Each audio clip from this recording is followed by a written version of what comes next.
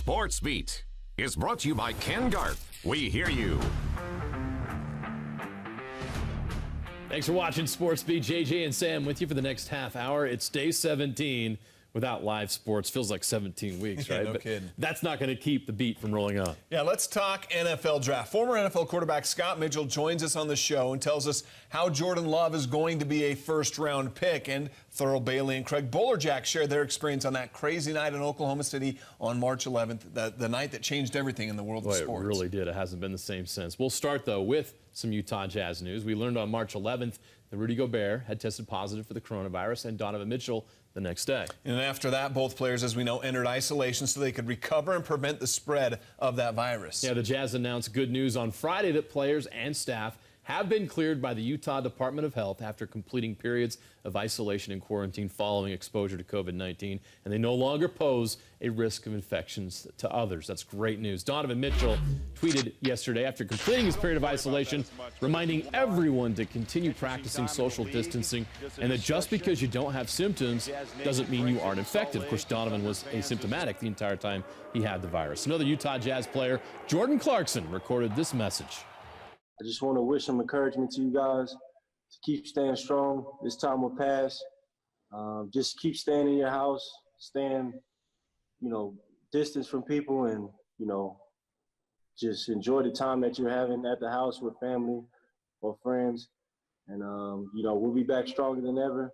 We'll be back in the Vivid soon. Still want to call them San Diego Chargers, I'll be honest. While many leagues have suspended activities, the NFL offseason continues to move forward. Commissioner Roger Goodell announced that the NFL draft, scheduled for April 23rd to the 25th, will go on as scheduled. Of course, it's not going to be in a live venue, but it will be taking place. He says he believes the draft can serve as a very positive purpose for our clubs, our fans, and the country at large. Love, fade again. It is caught. Blitz coming. A nice got him, and he drops him. And he gallops into history. Zach Moss. And they take it away. Touchdown. Throwing. Intercepted. It's picked off in the flat. That's Francis Bernard. Intercepted Julian Blackman. 20, 15, 10-5. Touchdown. The NFL draft is on April 23rd through the 25th. We're breaking down the top local prospects. And who better than someone who played quarterback in the NFL for 11 years? Scott Mitchell of KSL Sports is here. And it's fitting we start a draft breakdown, Scott, with a quarterback. Jordan Love, you've seen his stock rise recently. You've dug into the film. What is it that you love about Jordan Love? Well, first of all, I learned something very early on in the NFL, and that is the eye in the sky never lies. You can't hide from it. It's there, and it always tells the truth. And the thing about Jordan, I hadn't watched him a lot before actually doing this. He passes the eye test. This guy is something special, just physically. And I mean, you look at him, you go, wow, this is wonderful. All right, the first thing, and this is really important, it's his ability, it's his throwing motion, okay? And your throwing motion has to be fluid, and there are no flaws in it. And he just has a very beautiful motion. And the reason this is so important is that in pressure situations, those things break down. Okay, you think of a guy like Tim Tebow. There were flaws in his throws. Yeah. Even Tua from Alabama, there's a little hitch in his throw, and when you get in the pressure of the NFL, that tends to lead to inaccurate throws and a lack of consistency. And one of the beautiful things about Jordan Love is he really has a beautiful throwing motion. First thing that jumped off the tape at me. All right, so then the NFL, they're always going to ask, can you make all the throws? Yeah. Right? It is the biggest thing in the NFL, because teams are going to go, we're going to force you to do the things you can't do. And this throw right here is crazy. I mean, you don't have to watch anything else about Jordan Love. He's on the left hash. He's at the 27-yard line. And he throws a dart all the way across the field. It's about a 22-yard out on time in the right location. NFL scouts, they see this, they go, I don't need to see anything else, and they just drool over it. He throws this ball before the receiver has actually come out of his break, which is huge. The anticipation part of things is an absolute. And then this play right here is, he's got a big arm, but he also has touch. And I mean, this is just an awesome throw. He just goes, oh, money throw, right? He throws it over the linebackers with some touch on it. And so he can throw the bullet out deep, but he also has touch on his throw, and you're going to have to make all those different kinds of throws, and they're going to force you to do that in the NFL. It's throwing motion. Can he make all the throws? But when does he make the decision to throw the football? And that's a huge thing in the NFL. You have to throw it on time. And this play right here is an awesome example of him. He drops back, he reads it, ball's gone, and it's delivered right on time. This is a hard throw. People, you need to understand this. This is not easy to do this. Look at those defenders in here, and he throws it in the window. He hits his receiver in the perfect timing. This is another good one right here. This is a fade route at the goal line. So many guys take too many steps, they wait too long. It's one step, gather, throw. Wow. And the ball's out, and what's beautiful, it's in the right location. It's high, it's outside. Give his guy a chance to make. Only one guy can make that. Only one guy, and throw after throw, I saw this. This is against LSU. Yeah. Like 9 of these guys are going to play in the pros on defense. They won the national championship. Keeps his eyes downfield. He's on the move. Wow, what a throw. And he makes this throw, again, it's right on the money. And so you see him doing this, throwing it at the right time in the right location all the time. How does he move? But this is a designed rollout, okay? That's option number 1. That's option number 2. This is option number 3. So in a designed run, he reads well. He keeps his eyes down the field. He goes through his progression. There's number 1, nope. He's looking to number 2, nope. And then there's number 3. This may sound simple, like, can you count to 3? 1, 2, 3? Right. A lot of people can't do that. A lot of quarterbacks can't do I'm that. telling you, a lot of guys in the NFL can't do that. All right. You want to get to the bad stuff? I mean, bad stuff, or what is it that you think NFL scouts might be concerned about Jordan Love? Because we know his numbers were not the same his junior year compared to his sophomore year. Massive concern. Yeah. Like it's a massive concern, because when you have a guy that digresses like that, your first question is, has he peaked? Yeah. The second question is he motivated? Is this guy, I don't know how motivated. That game against LSU, there was no fight. Like, you have to fight every play, every down, every game in the NFL, and that's what they want to see. So you see throws like this. This is an ill-advised throw. It's early in the game. It's the first quarter. It's 3rd down and 3. Okay? Kick a field goal. Yep. But it's a lazy, it's a non-motivated throw. It was almost at the back of his foot and just threw it up there, right? Right. And you got to understand situations. And this is another one right here. Utah State's winning the game. It's the 3rd quarter. You can't give them the ball on the 12-yard line. Okay? If anything, scramble around, but don't do this. And then here's another, this is against LSU. Again, it's 1st and 10. Okay? So you see situations where when you're in the red zone, you cannot throw interceptions. You can't throw interceptions on 1st down like this. You can't be cavalier with the football. So to wrap up, Jordan, he's rocketed up to the 1st round. He's projected to be a 1st-round guy. In your mind, if it's your franchise and you're making that pick, is he a 1st-round quarterback? So he is a 1st-round draft pick, and he needs to go to the right team, and he probably will. He's probably going to end up in a team later in the rounds, and I'll tell you the best place for him. I know, and I've heard a lot of people saying this, the best place for him, the New England Patriots. That'd be crazy. It would be phenomenal, and it'd be the perfect place for him. Bill Belichick is a guy that will develop. He knows how to handle these young quarterbacks, and he will get the toughness out of him. He will get Jordan Love to compete every single day, and he's going to go to a good organization, a good team, and that physical talent could really shine in a place like that. We'll see how it all shakes out on April 23rd. Scott Mitchell, great breakdown. Oh, I'm sweating. Yeah, we'll have more from Scott coming up a little bit later in the show. Well, it's been a week of Jazz birthdays. Today, we wish Jerry Sloan a happy 78th birthday. The Hall of Fame coach finished his career with 1,223 career wins, which ranks 4th all-time. Sloan still sets the tone for the Jazz organization. Ben Anderson explains why in his latest article. Check it out at KSLSports.com. Nothing better than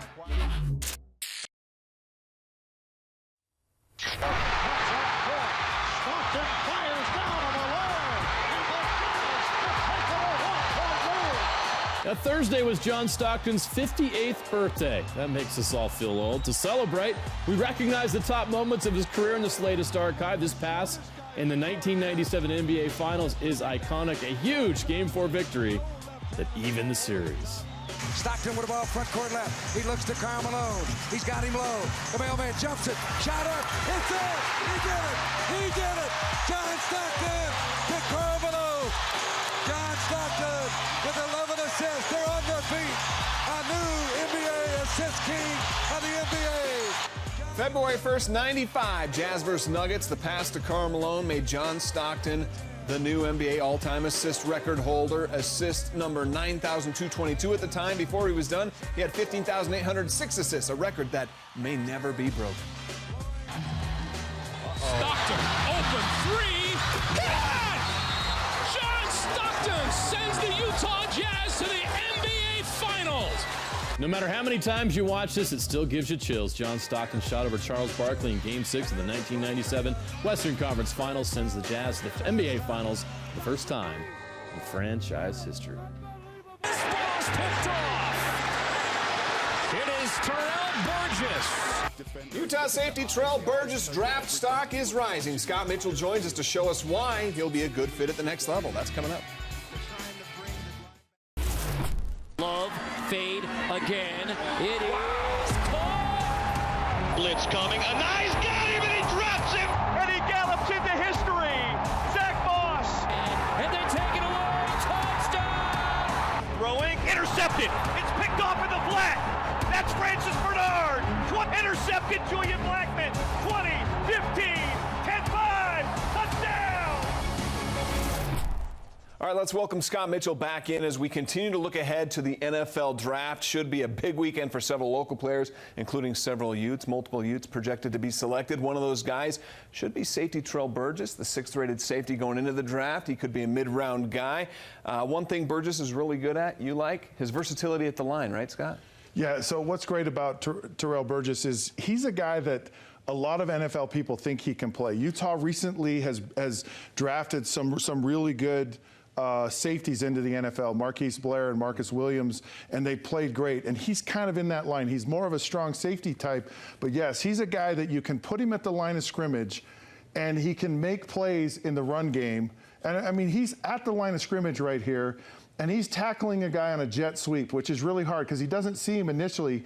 He makes a great read on it, and then he tackles him immediately in the backfield. And I'm telling you, folks, that's not easy to do. That's an amazing play. So here he is again. I mean, he's at the line of scrimmage, and now he's got to cover a wide receiver who's really fast and quick in the slot. And that's hard to do because that guy goes both directions. He can run left, he can run right, and he does a great job of tackling, making a play on a very fast player. So NFL scouts go, man, look at this. This guy is like, he's at the line. He can do multiple things. It's huge. Some guys can't cover. Some guys can't do the run. Terrell Burgess can actually do both. And then the one of the things that really jumps off the tape at me is how fast he is at reacting, right? The NFL is all about speed. So here he is out here. He sees the pass come. He makes an amazing tackle for a loss, but you look at all these other defenders there. Look at his closing speed. It's a half a step, maybe 2 steps faster than everyone else. Speed is the name of the game in the NFL. Can you read a play? Can you react to it? And can you make a play in the open field? Amazing. The other thing you need as a safety, you got to have range, right? This is a 2-deep safety, so you see him at the very last second there, and they run 2 people up the field. So he has to cover 2 guys. Right. And that's not easy to do. If you're a quarterback, you love that scenario because one of them's going to be open. Well, in this situation right here, he covered both guys. I'm just telling you, it's insane, that play right there and his ability to do that. And it's not an easy thing, and he knocks the play away. Great play for him. All right, so then the next thing is there are some people that play. Right. There are some people that play and they never make a play. And then there are some people that are just play makers. They find the ability to just make a play when they have to do it. So he's right here covering this guy right here. Great position. He turns his head right at the last second, and he gets a fastball in the chest from Justin Herbert. You watch it right here. He just turns, and it's just a little bit behind him, but he's in the right position so many times to make plays. Again, he's kind of helping with another guy, and he's got to be in the right position to make a play. This one right here, he's covering this guy, or the inside slot receiver here, quarterback for the USC goes out, he comes off of his guy. Yeah.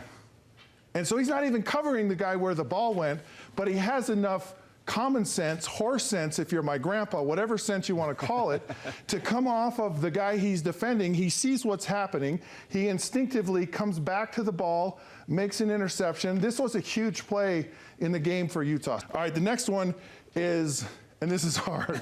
Like, I may be the only person in the world that he could not, like, he could, to actually tackle a guy in open field. Open field, you have to do that in the NFL. Yeah. These guys are so talented right here. He comes up from his safety position, and he's just there. Boom, he's just there, and he makes an open field tackle. You watch him so many times, and if you watch his technique, he tackles guys in their legs. So many guys try to tackle up high, right. They get juked out, or they get run over. You tackle a guy in his legs, and he cannot play. I love Terrell Burgess. I watched him, you know, I did all the Utah games this year. Love watching him, what he does on the field. There is a little bit of a knock on him, though. Okay, so what is that? I don't know what happened. Right. And I'm still trying to scratch my head on this. But sometimes when he's on the inside trying to make plays in the run, now I know he's not a linebacker and some of those things, but there were some times where he just kind of got lost in the run game. And I don't want to say it's a big knock on him. I really like him. I like his heart. I like his speed. I like his ability to play.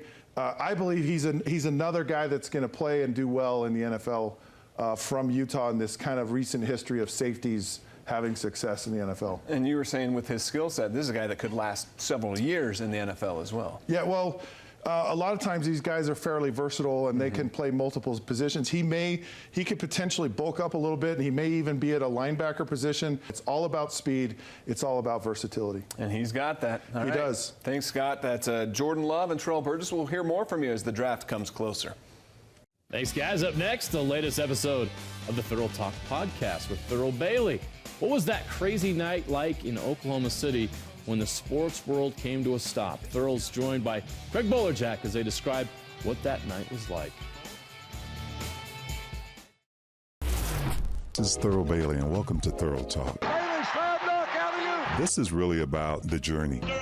You know, every Tuesday, I want to take this journey with you. I talk to people every day, and one of the most important things that I take away from those conversations a lot of times are stories. I hope that will really connect with what you'll be hearing from me. That's one great thing about stories. We can learn a lot from each other. If you're looking for a new podcast, we recommend Thurl Talk with former Utah Jazz great Thurl Bailey. You can find it on KSLSports.com. Each week, Thurl shares his life experiences, what an experience he had on March 11th in Oklahoma City. He was there to broadcast the Jazz Thunder game with Craig Bolerjack when the game was postponed and life as we knew it changed overnight. Boler joined Thurl in the latest episode to share that experience. And we were asked almost immediately via a text to go back to the Jazz locker room. I looked at my three buddies. You and I walked away, and little did we know that for the next 6+ hours we'd be escorted back to a room, and that's where we would stay. It was kind of as I look back on it, kind of amazing to watch the calmness of that night.